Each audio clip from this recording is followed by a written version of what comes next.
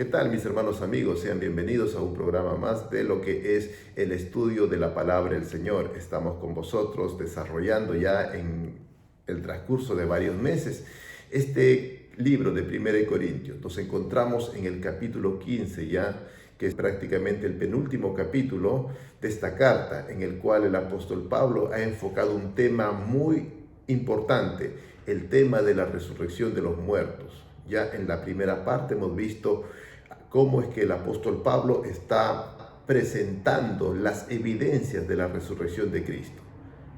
Y luego ya ha pasado a presentar lo que es la importancia, las implicancias que conlleva negar la resurrección de los creyentes y de Cristo también.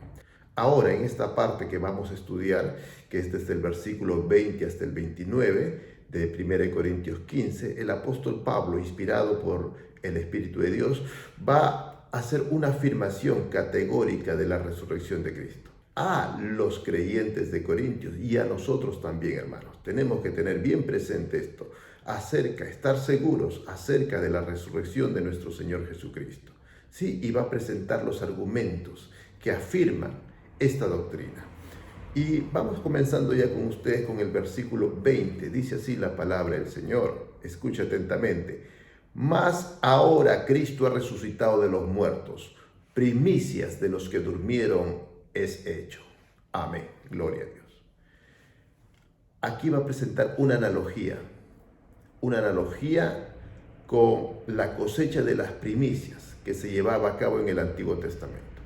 Aquí Pablo les escribe asumiendo que ellos ya conocen el Antiguo Testamento, porque está haciendo alusión a la ley, está haciendo alusión a Levítico 23, donde Dios le da instrucciones a Moisés acerca de las cosechas, acerca de la cosecha del trigo.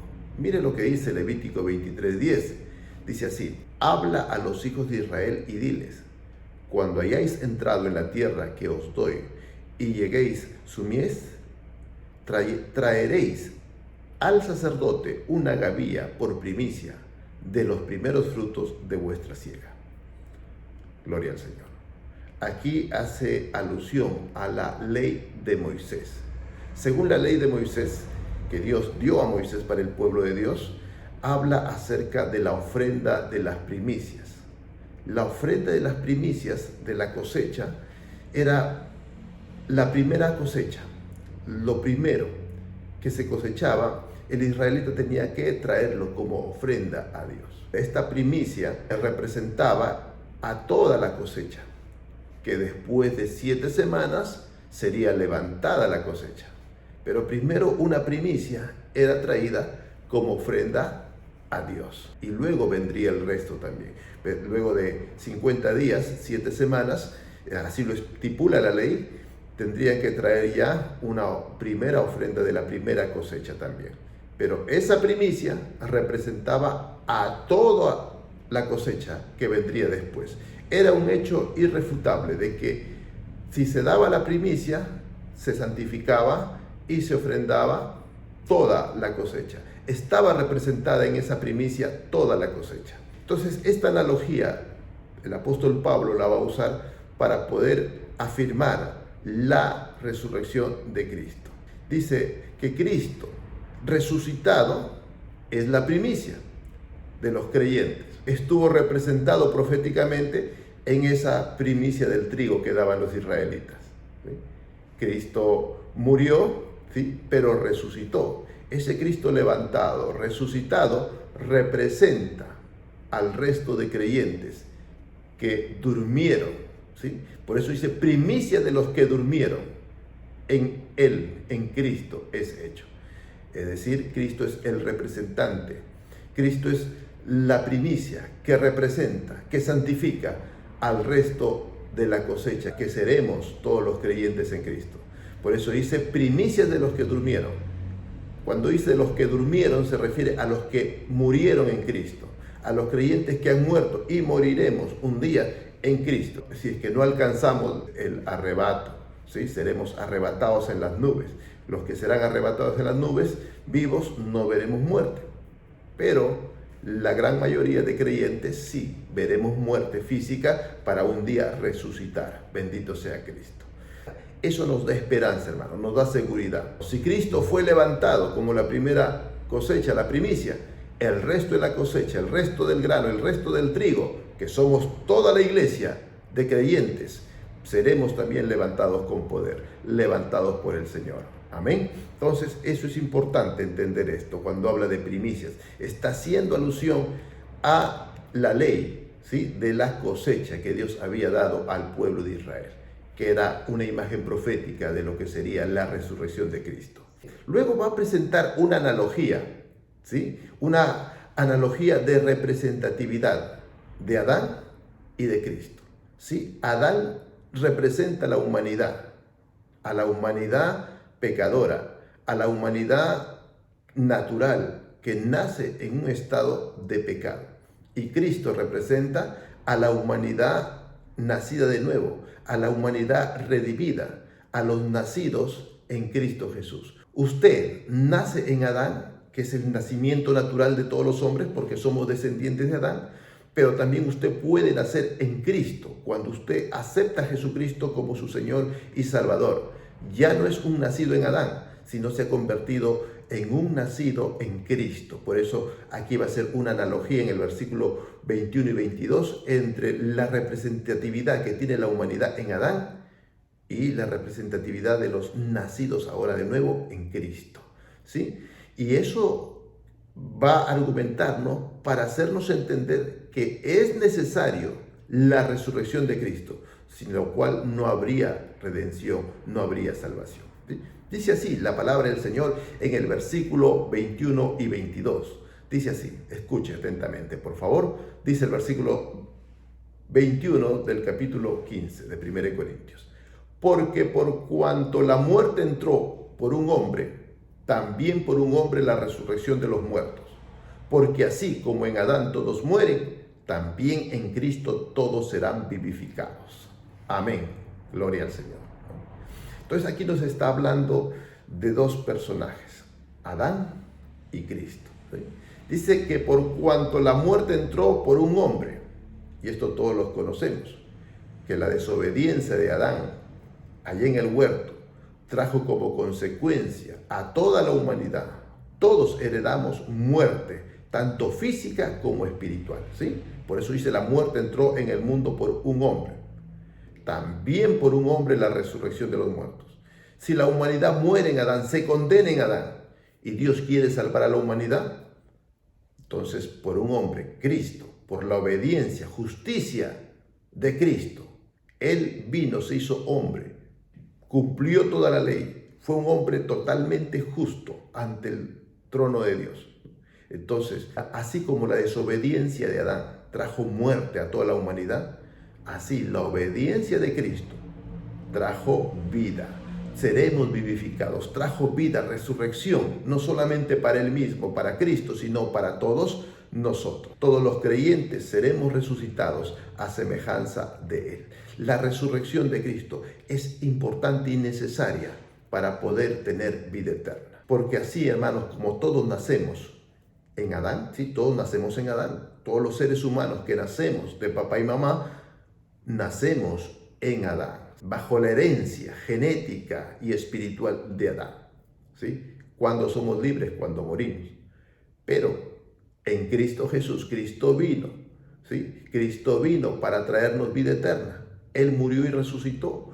Cuando usted acepta a Cristo, muere su hombre en Adán, muere juntamente con Cristo, queda sepultado y ahora resucita con una nueva identidad, un nuevo nacimiento, nace de nuevo, nace en Cristo, ya no está en Adán. Por eso los cristianos, los que hemos creído y seguimos a Cristo, ya no estamos en Adán. Nuestra condición espiritual, legal ante Dios ya no es en Adán, sino es en Cristo. Tenemos una nueva identidad que es en Cristo. Gloria al Señor.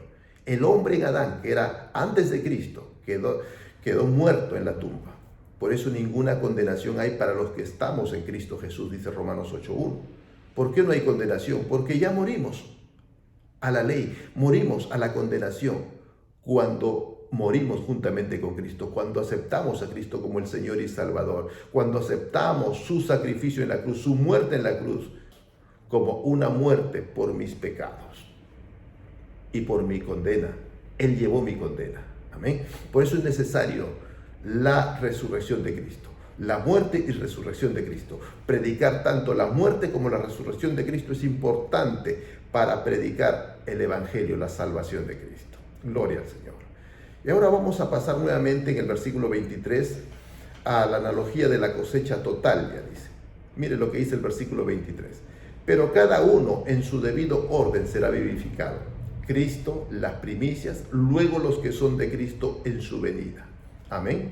Gloria al Señor. Así como en la antigüedad, en la ley, Dios mandó que la primicia de la cosecha del trigo o de la cebada eran traídas las gavillas y presentadas al sacerdote. Santificado esta primicia, también se santificaba el resto de la cosecha. Entonces, esa primera cosecha que era levantada, ¿no? Esas primicias se presentaban al sacerdote.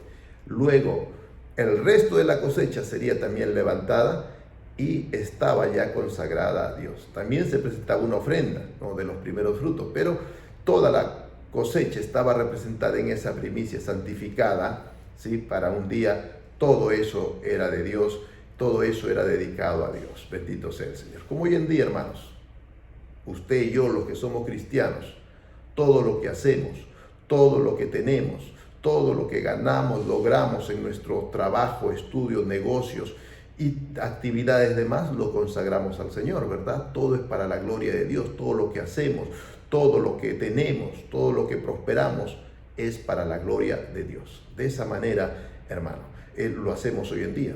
Pero en cuanto a la ley de la cosecha que se dio en el Antiguo Testamento, era para el pueblo de Israel, que le anunciaba, le preparaba al pueblo para poder un día entender esto de la resurrección de Cristo y la resurrección de los creyentes.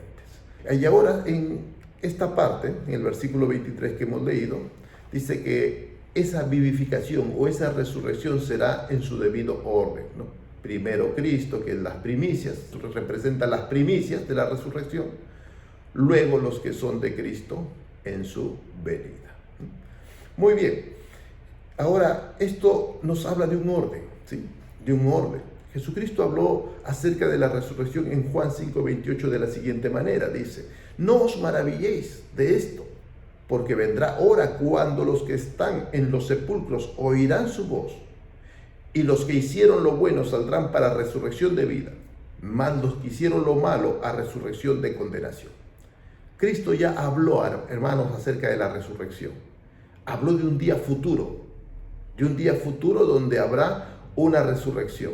Los muertos oirán la voz de Cristo y saldrán de sus sepulcros, unos para vida eterna y otros para condenación eterna, ¿sí? Habrán dos resurrecciones, ¿no? Claro, cuando Cristo lo presenta un resumen de todo.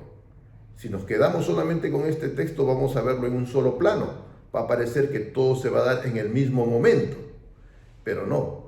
Estudiando más adelante, siguiendo la revelación apostólica, por ejemplo, el apóstol Pablo comienza a hablarnos también de la resurrección, pero no tan resumido como Cristo lo presenta en el Evangelio de Juan, sino lo presenta de la siguiente manera. En Primera de Tesalonicenses 4:13 al 17 nos habla y nos dice lo siguiente: tampoco queremos, hermanos, que ignoréis acerca de los que duermen, dice, para que no os entristezcáis como los otros que no tienen esperanza. Entonces escribe a la iglesia y dice, no se pongan tristes, hay resurrección. Cuando mueren sus familiares, no se pongan tristes, ahí no se acabó todo, sino que hay esperanza. Versículo 14, Primera Tesalonicenses sigue diciendo, porque si creemos que Jesús murió y resucitó, así también traerá Dios con Jesús a los que durmieron en él, a los muertos en Cristo, no en Adán, sino en Cristo. Versículo 15, por lo cual os decimos esto en palabra del Señor, que nosotros, que vivimos, que habremos quedado hasta la venida del Señor, no precederemos a los que durmieron, porque el Señor mismo, con voz de mando, con voz de arcángel y con trompeta de Dios, descenderá del cielo, y los muertos en Cristo resucitarán primero. Luego nosotros, los que vivimos, los que hayamos quedado, seremos seremos arrebatados juntamente con ellos en las nubes para recibir al Señor en el aire, y así estaremos siempre con el Señor. Amén. Aquí nos habla de un momento de la resurrección de los santos. Habla de su segunda venida. Habla acerca de lo que se conoce como el arrebatamiento. Cristo viene a llevar a su iglesia. En un momento en la historia esperamos esto, que los cristianos que estemos vivos seremos arrebatados, transformados, como dice más adelante, lo vamos a ver en el capítulo 15 de 1 Corintios, en un abrir y cerrar de ojos, en un parpadeo, los creyentes seremos arrebatados, desapareceremos de aquella tierra, transformados de un cuerpo físico mortal a un cuerpo glorificado, semejante al de Cristo. Y los que murieron esperando esa venida del Señor, resucitarán de sus sepulcros, y todos estaremos con el Señor ahí en las nubes. Gloria al Señor. Pero Apocalipsis 24 también hacia adelante nos habla acerca de otro momento de la resurrección. Miren lo que dice Apocalipsis 24. Y vi tronos, y se sentaron sobre ellos los que recibieron la facultad de juzgar. Y vi las almas de los decapitados por la causa del testimonio de Jesús y por la palabra de Dios, los que no habían adorado a la bestia ni a su imagen, y que no recibieron la marca en sus frentes ni en sus manos, vivieron y reinaron con Cristo 1000 años. Pero los otros muertos no volvieron a vivir hasta que se cumplieron 1000 años. Esta es la primera resurrección. Bienaventurado y santo el que tiene parte en la primera resurrección. La segunda muerte no tiene potestad sobre ellos, sino que serán sacerdotes de Dios y de Cristo y reinarán con él 1000 años. Gloria al Señor. Aquí nos habla de otro enfoque, nos habla de otro momento, ¿sí? En el final de los tiempos, ¿sí? Los que fueron perseguidos. Esto coincide con lo que se le llama en lo que es la escatología o la visión profética de las Escrituras, lo que se llama la gran tribulación, ¿no? En el tiempo de la gran tribulación, un tiempo de angustia, un tiempo de persecución para los creyentes en la tierra, ¿sí? Será otra situación en la cual los que mueran por la causa de Cristo serán también resucitados, ¿sí? Y vivirán con Cristo, reinarán con Cristo, dice, por 1000 años, ¿sí? Entonces habla de una resurrección de creyentes que murieron y que volverán a vivir para reinar con Cristo 1000 años, o reinar con Cristo un periodo de tiempo que la Biblia establece, ¿sí? Bueno, eso no ha ocurrido, no están reinando actualmente creyentes que han resucitado 1000 años.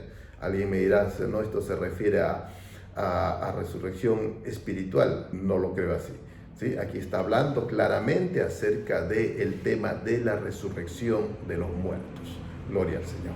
Bien, continuamos.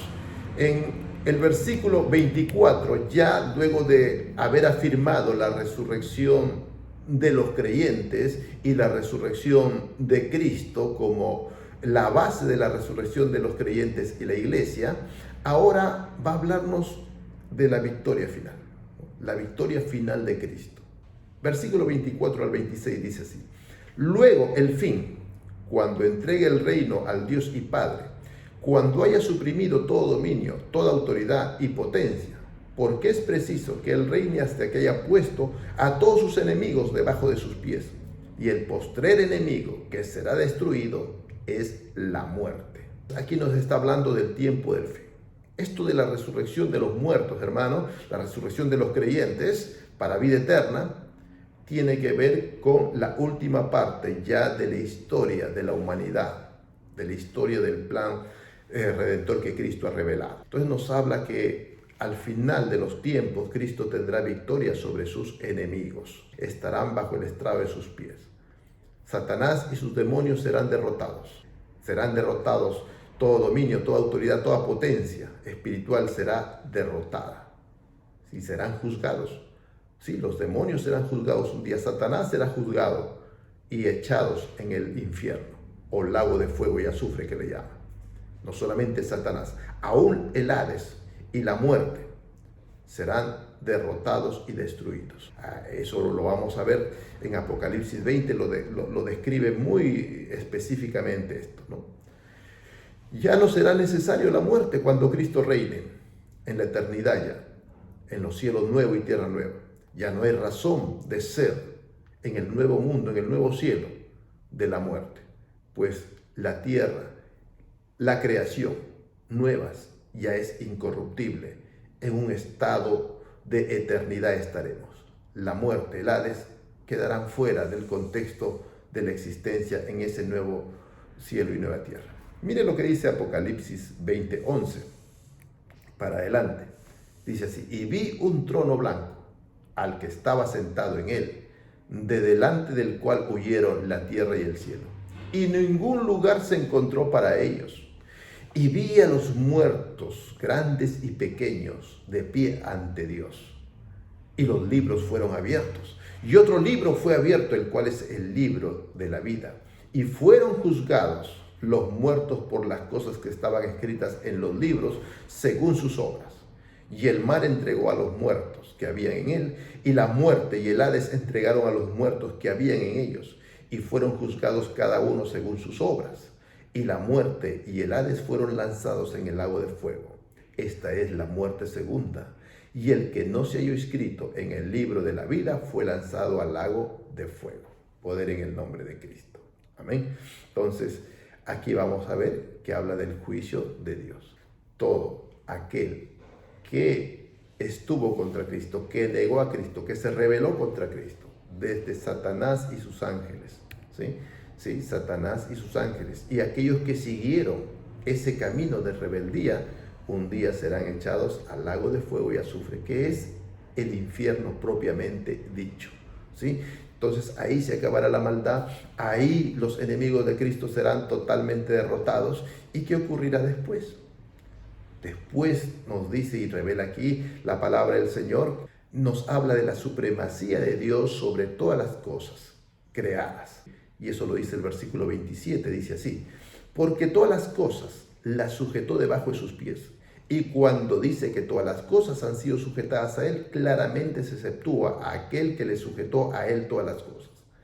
Pero luego que todas las cosas le estén sujetas, entonces también el Hijo mismo se sujetará al que le sujetó a él todas las cosas, para que Dios sea todo en todos. Amén. Gloria al Señor. Entonces aquí nos habla ya, luego de la victoria sobre todos los enemigos, sobre la muerte y sobre todos los rebeldes, incluido Satanás, el falso profeta, la bestia, etc. Todo esto es parte de la escatología, motivo de otro estudio. Cuando todo eso sea sujetado, todos los enemigos de Cristo, entonces sean ya derrotados, toda la creación, toda la nueva creación será sujeta al Hijo, a Cristo.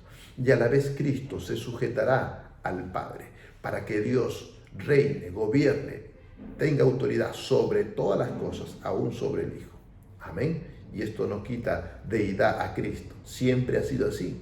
Siempre el Hijo ha estado sujeto al Padre. Y eso no le quita su dignidad de Dios, su naturaleza de Dios. El hecho de estar sujeto en autoridad es solamente un orden que así lo estableció Dios en la eternidad. Pero eso no quiere decir que Jesucristo no sea Dios. De ninguna manera. Su dignidad de Dios se conserva. Es como en nosotros. Tenemos diferentes funciones, diferentes cargos, diferentes autoridades en nuestra vida cotidiana, en el trabajo, en los estudios, en la familia. En la familia, por ejemplo, el padre tiene una autoridad, la madre tiene una autoridad, los hijos se sujetan a los padres, y por el hecho que los hijos respeten y sujeten al padre, su naturaleza, su dignidad sigue siendo lo mismo, seguimos siendo hombres. Amén. No somos menos personas. Que alguien en el trabajo esté sujeto a un jefe, a un gerente, no quiere decir que seamos menos dignos como personas. Nuestra naturaleza se mantiene, no se ve afectada por el tener autoridad o estar sujetos a la autoridad. Igualmente, en la Trinidad, que el Hijo se sujete al Padre no quiere decir que no sea Dios, ni que sea menos digno que el Padre. Los tres son un mismo Dios. Tres personas diferentes, un mismo Dios, ¿sí? Esa es la Trinidad. Y ellos reinan por la eternidad, ¿sí? Y sujetos a Dios el Padre. Y eso es lo que nos dice aquí. Amén. Como conclusión, entonces, mis queridos hermanos, ya vamos a ver ahora el versículo 29, vamos a tomarlo así, a manera de conclusión, a manera de razonar en base a todo lo que el apóstol Pablo ha expuesto hasta aquí. Dice así el versículo 29. De otro modo, ¿qué harán los que se bautizan por los muertos si en ninguna manera los muertos resucitan? ¿Por qué pues se bautizan por los muertos? Gloria al Señor. Este es un versículo que ha creado mucha controversia, que ha creado muchas posibles interpretaciones, pero no queremos ahondar en eso en esta oportunidad. Lo que queremos es darle el enfoque según el contexto que se está dando de la resurrección de los muertos, la resurrección de Cristo y de aquellos que niegan la resurrección de los muertos y la resurrección de Cristo. Dice, de otro modo, ante todo lo expuesto, ¿qué harán los que se bautizan por los muertos? ¿Qué harán? ¿No? ¿Qué hacen? ¿En qué se fundamentan? ¿No? Si es que en ninguna manera los muertos no resucitasen, si es que fuese, si está haciendo un supuesto, hasta que nos induce a razonar, ¿no? Entonces, estos que niegan la resurrección de los muertos, ¿por qué se bautizan por los muertos? Si la están negando la resurrección de los muertos, ¿no? En otras palabras, mis hermanos, si algunos entre los corintios decían que no hay resurrección de muertos, negaban la resurrección de los muertos, el apóstol Pablo está que les dice, ¿por qué se bautizan en el nombre de Cristo? Si es que ustedes creen que Cristo murió y no resucitó. Porque el bautismo, ¿qué representa, hermanos? La muerte de Cristo y la resurrección de Cristo. Cuando uno es bautizado es sumergido en agua, ¿verdad? Cuando el creyente es sumergido en el agua representa que morimos con Cristo. Somos sepultados con Cristo. Y cuando salimos del agua, cuando realizamos el bautismo en agua, representa la resurrección de Cristo y la resurrección nuestra también. Entonces, el apóstol Pablo nos lleva a razonar, ¿no? ¿Por qué se bautizan? Si estos corintios, estos hermanos, que no creen que hay resurrección, es un absurdo que ellos practiquen aún así el bautismo. ¿Por qué practican el bautismo si ellos no creen en la muerte y resurrección de Cristo? ¿Por qué practican el bautismo si ellos no creen en la muerte del creyente con Cristo y en la resurrección del creyente con Cristo? Es un absurdo decir ser cristiano, decir soy creyente cristiano si no cree en la resurrección de Cristo. Es un absurdo bautizarse y bautizar a otros si es que no se cree en la resurrección de los muertos. Por eso dice, ¿qué harán los que se bautizan por un muerto? Si es que Cristo no hubiese resucitado. ¿Qué harán los que se bautizan en el nombre de Cristo? ¿Que ellos creen que murió y no resucitó? ¿Qué ganan bautizándose por alguien que murió y que nunca resucitó? ¿No? Pues ¿por qué lo hacen? ¿Por qué se bautizan por los muertos si ustedes no creen eso? Entonces estaban contradiciendo la práctica fundamental del Evangelio, que es el bautismo. Es un absurdo bautizarse, es un absurdo practicar el bautismo si no creen que Cristo murió y resucitó, si no creen que los creyentes morimos con Cristo y resucitamos con Cristo, ¿no? Entonces están haciendo las cosas de más. Es un absurdo practicar el bautismo cuando ustedes no creen en la muerte y resurrección de Cristo y de los creyentes juntamente. Amén. De esta manera lo entendemos, esta exhortación que hace en el versículo 29 a manera de conclusión a todo lo explicado. Bien, hermanos, amigos, ahí nos vamos a quedar en este estudio del capítulo 15 de 1 Corintios. Los invitamos a seguir con nosotros estudiando y compartiendo estos estudios para edificación del cuerpo de Cristo en la iglesia. Muchas gracias, que Dios me los bendiga.